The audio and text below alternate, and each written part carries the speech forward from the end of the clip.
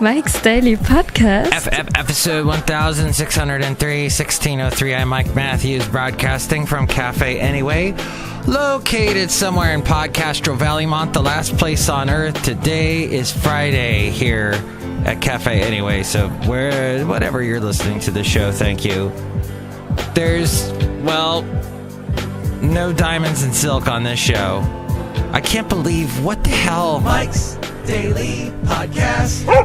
I'm gonna complain about the right and conservatives like Dennis Prager complains Mike's Daily Podcast about liberals. What the hell? Why do conservatives have such crappy taste? They listen to some or watch the Diamonds and Silk show. Yay, they like that kind of thing.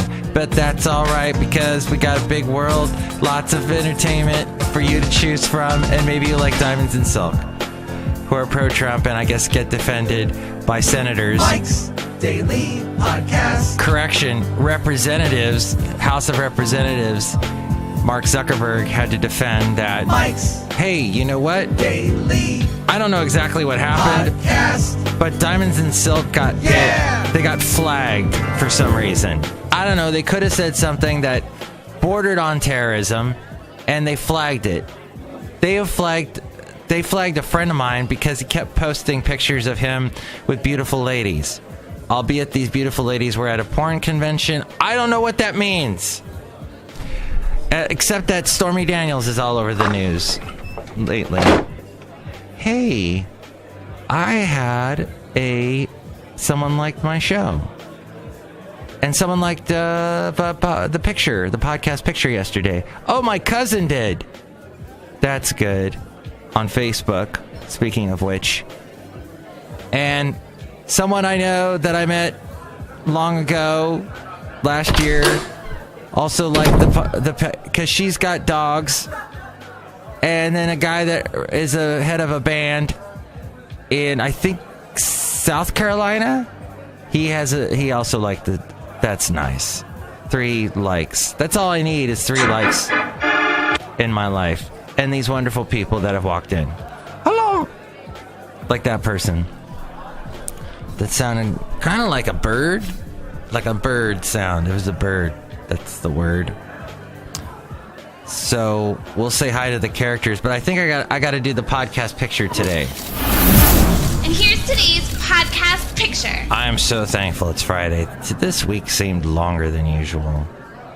And last night, as I was lying in bed, just trying to get to sleep before 9 o'clock, because I wake up so early, I started thinking about 5 years ago when... Now, I have a pretty good relationship with my ex-wife now, but at the time, I was thinking about when relationships go bad, go south. And I thought about how that last year was pretty bad.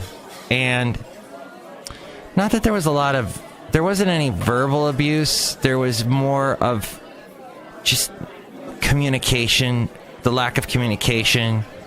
And I know I'm very aware of things, of times, of when things are going downhill. And I was, I knew something was up. I thought of it as a big wall that was developing between the two of us. And the wall got bigger and bigger and bigger. And then finally, something had to be done. And we got divorced. But that leading up to, it could have been worse. And I know it could have been worse in that I have talked to people who have been through much, much worse. And on a show that I was producing yesterday, there was a lady on who was talking to another lady. And she was, at first, I had no idea where the conversation was going. I just recorded and then put it on the air, basically, and then as a podcast. And I was recording the conversation between the two of them, and one of them was telling her story of how she was abused by her husband, to the point that actually one day he pulled out a gun. And, as she told the story, I'm like, oh my gosh, what And she survived being shot by him, not once, but many times. And he even shot her daughter. Thankfully, the daughter survived, and she survived. And she says that this has given her strength. She started an organization, basically religious-based, that she helps people. She was pointing out the whole issue in a lot of Christian churches. When women are being abused, there is this horrible theme in the Bible of women have to be submissive to men, and that gets taken to a complete extreme. It's the reason why this world is screwed up.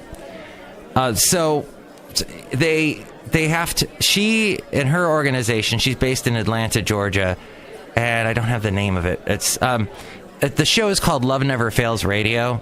If you want to look that up. That is the show that I produced is going to be on the internet after this weekend. And they were so she has started this organization to try and combat, because she herself is Christian and is in the church, and she just wants the church to recognize, hey, when women are being abused, you need to do when everybody is abused. You have to, go through, get the law involved and get her out of there, because it's a dangerous situation. So it was fascinating, the conversation between the two of them, and I thought about when relationships go bad. And if you're an adult, if you're someone in your 30s or 40s, 50s, you've been through something like this at some point, a relationship going bad. Not to the extreme of being shot, hopefully not. But that you know what I'm talking about. So that was fascinating, and it got me thinking about just I hate when relationships end. I hate it. But sometimes it's good that they end, and you move on, and it's, yeah. And then I kept hearing on the 3 stations that I help maintain in Fremont, on 2 of them, different stations, the whole concept of when you're in a relationship and you have to walk on eggshells because anything will trigger, anything will set off the other. And just that, I hate that too. But then it brought me to the fact that after my wife and I had the conversation, hey, we're going to split. We're done. This is over. Let's begin working on it. We're going to be as fair to each other as possible as we can. And she's now very happy, married. I've talked about it on the recent show that her daughter recently had her 1-year birthday, and that, she's happily married now, and I'm happy for her that she found happiness. But immediately after we split, I went on a trip. I had never been to Portland, Oregon, and I always wanted to go. So actually, my ex-wife was like, you should go. I never wanted to go there. You wanted to go. You should just go. And I went, and I was looking at pictures of it because it was about 5 years ago that I went on that trip.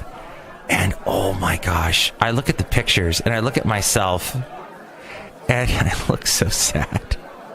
But I had such a great time in Portland. I like exploring new cities, and it's such a neat city. And I'm trying to find a podcast picture of something from that Portland trip, and I just can't seem to find anything. It's sad. Because I don't want to show you a picture of me in Portland 5 years ago. I had this horrible goatee. It's why I don't have facial hair now, and I will never have facial hair again.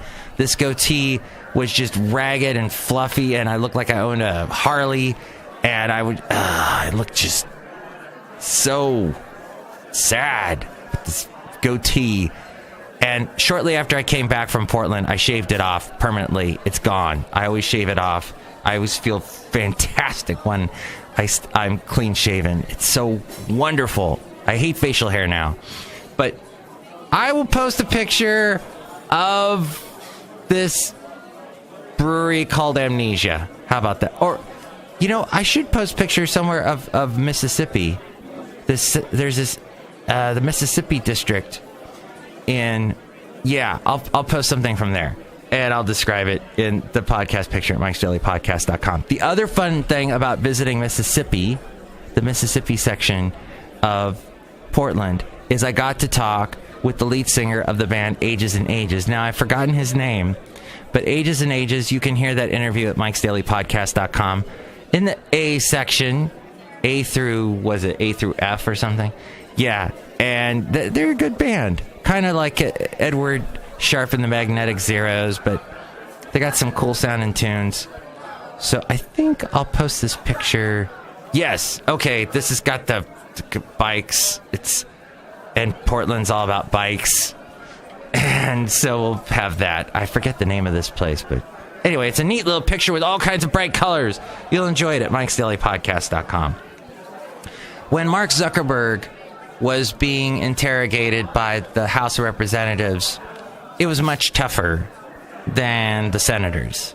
Senators was kabuki theater. It was more sort of, we should have regulations. What do you think, Mark Zuckerberg? And then the House of Representatives was diamonds and silk, diamonds and silk.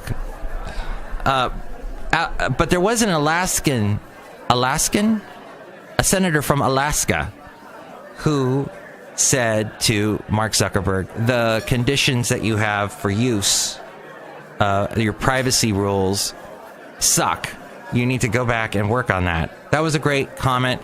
And then also there was a senator talking to him saying, hey, only in America could a guy start a company in his dorm basically with nothing and have this multi-billion-dollar international company.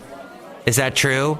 And Mark Zuckerberg, who never answered a question yes or no, was, well, Senator, I would say in China, there are a lot of good developers. And then the senator jumped in and said, you're supposed to say yes. That was a great part of you may have missed that. I would have pulled the actual comment, but it's Friday and I'm just wiped out from getting up early all week. But there's a couple people here, including that bird you heard earlier, because the bird is the word. Let's say hi. Hello, Michael Master. It's Madame Rootabega. I've been to Portland, Oregon. I used to date the mayor. Woo. And that was good? It was fun. We had a good time. We went on a cruise ship together. And you brought the cruise ship with you. I see it there. At Café Anyway. How is that even possible? Oh. It's possible because it's the podcast, Mike's Daily Podcast, here at Café Anyway. Anyway. Look who else is here. Hello there, Mike. This is Valentino, the parking attendant. And this is Bison Bentley. Do you know that? Mike, we like this picture here that you got from Portland or whatever. Yeah. Beer. Do you know that? Yeah, there's a lot of beer in Portland. Lots of beer. And they always have happy hours. An Ohio family helps rescue baby manatee during their Florida vacation. I have pictures of manatees. I've seen manatees when I've gone to Florida visiting my mom. And in fact, I was in this little pool of water once and I looked over. Hey, there's a manatee practically right next to me. But you're not supposed to touch them. Ever. A distressed manatee was rescued thanks to the help of an Ohio family.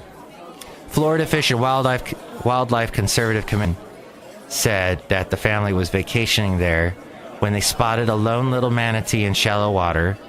They called the Florida Fish and Wildlife Conservation Commission and stayed on the phone near the manatee until rescuers arrived. And now the manatee's getting treatment at the Miami Sea Aquarium. Apparently it hadn't nursed in several days and was dehydrated, so it's going to recover. Yay. Manatees are big and cute and just the craziest creatures on the planet. Outside of my wonderful dog, Basil the Boxer, who's going to go walking with a cat this weekend. Yes, I hope to tell you a very interesting story about that next podcast. There will be no Super Secret Sunday show, though, because I'm taking this weekend off for my part-time job. I gotta. Last week, I just... my last nerve. You know what I'm saying? It's gone. The straw's broken my back because I'm a camel. Back to, it is nothing less than the most devastating contemporaneous takedown of a sitting president in modern history. This according to CNN, James Comey. The James Comey storm. It makes me mildly nauseous. Brewing, menacing on the horizon for months, slammed into the White House just after 5 o'clock yesterday as the first leaks of his explosive new book started gushing out. Proving that revenge is a dish best served cold, Comey waited 11 months to exact his retribution for his dismissal by Trump last May. When it came, it was unsparing, richly detailed, and mortifying for the president. He painted Trump as a relentless liar who was obsessively unethical, devoid of humanity, and a slave to his ego. Yes. Who is clueless about his job and unconcerned about a Russian assault on American democracy. Is this true, Trump? Wrong. Oh. Jabbing the president in a strikingly personal way, Comey noted the size of Trump's hands, said his skin looked orange, and described white rings around his eyes from tanning goggles. And that's... I think we'll call today's show Goggles. That sounds good. But Comey isn't just about to hurt... And you ever noticed how that looks like Google? Okay, maybe it's just me. But Comey isn't just out to hurt Trump's feelings. He is on a more profound mission. His book is a parable about the threat from a brazen president who demands a warped concept of loyalty and only has disdain for the rule of law. Hell hath no fury like an FBI director scorned, former Trump economic advisor Stephen Moore said on CNN. As we go outside a Café Anyway, where we bring you Mike's Daily Podcast somewhere in Podcaster Valley. This is just putting... Conservatives must just hate the FBI right now because of the whole raid of Michael Cohen's, the lawyer for Trump's office. And I was listening to some awful conservative talk show that one of the radio stations I work for carries. And they were just to hear the host, who is usually a very, very smart man, who is a lawyer, just doing these backspin pretzel logic contortions to try to defend Trump. Just to try and defend, there's no reason why they should go into to question Michael Cohen or anything.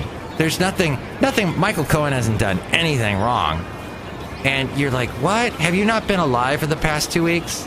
Stormy Daniels at all?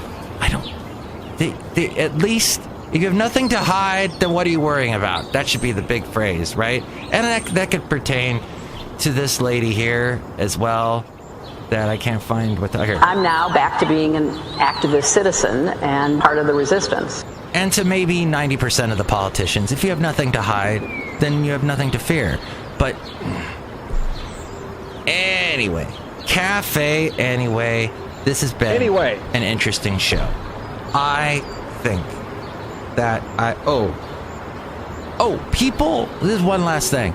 As we get closer and closer to taxes and this little guy showing up. I'm the tax man. Yeah, I'm the tax man. No, not John Lennon. Rest in peace. No, the tax man. As that approaches, people are getting money back with their taxes. Although I did talk to someone yesterday who said they're going to have to pay a lot. But a lot of people are praising on Facebook Trump because of the tax, and they're like, yeah, thanks to Trump and the tax plan. No, the tax plan does not go into effect till next year. You won't see any effect of it till next year. So why are you praising Trump now? That makes no sense about that. And that's it. Okay, enjoy your goggles this weekend. Whatever you're going to do, thank you for listening to the show. Next show, we will have, I guess, Chely Shoehart, Floyd the Floorman, and John Deere the Engineer will pop on by. That will be awesome. And I enjoyed having you listen this past week because It was like you were a friend. And friends are there, or aren't they? In the worst of times. Some bad times. And that we need the friends to help us get through the bad times. There's no trip to Portland that will help more like a friend will, is what I'm trying to say as I wrap up the show. Did I wrap that up? I think it's wrapped up. Okay, good. Happy weekend! Mike's Daily Podcast is written and produced and performed by Mike Matthews. His podcast is super easy to find. Download or listen to his show and read his blog at mikesdailypodcast.com. Email Mike now at mikesdailypodcast@gmail.com. See you tomorrow. Bye!